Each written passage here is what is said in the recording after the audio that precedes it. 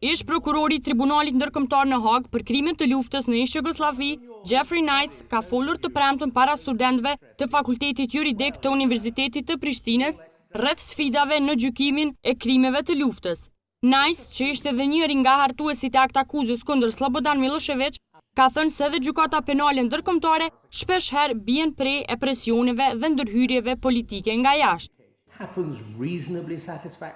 Gjatë përgatitjes së dëshmive kundër Miloševićit, në tribunalin e Hagës ne u ndaluam nga një forcë e jashtme që na ndaloi të posedonim disa incizime dhe video të Miloševićit që do të shërbenin si prova të qarta për krimet e tij në Kosovë, por unë nuk mund të them tani se cila ishte ajo forcë e jashtme apo me çfarë qëllimi u ndaluam. Ish prokurori ka folur gjëre gjatë për krimet që gjatë luftës në Kosovë i shkaktoi Slobodan Milošević. Ne kemi zbuluar se shumë trupa të varrosur në Kosovë janë zhvarrosur dhe janë dërguar jashtë vendit. Kjo është bërë sipas filozofisë, ku nuk ka trup, nuk ka krim. Madje Miloševići nuk veshi uniform dhe u shmang çdo kontakti me ushtarët që mund të mohonte sa më lehtë krimet e luftës të bëra në Kosovë.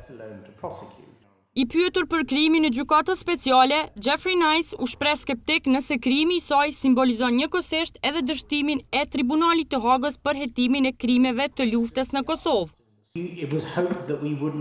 Dyshoj që kjo gjykatë është dukshëm më komplikuar krahasuar me Tribunalin e Hagës dhe nuk mund të them me saktësi nëse kjo paraqet dështimin e Tribunalit të Hagës.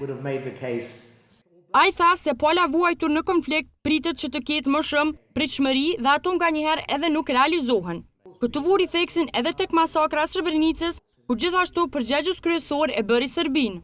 Kosova, sipas ish prokurorit, shihet si pala triumfuese e këtij konflikti, duke përmendur që zakonisht kujtesa e konfliktit humbet shpejt dhe gjeneratat e sotme dinë shumë pak saktësisht se çka ndodhi në konfliktin serbo-shqiptar.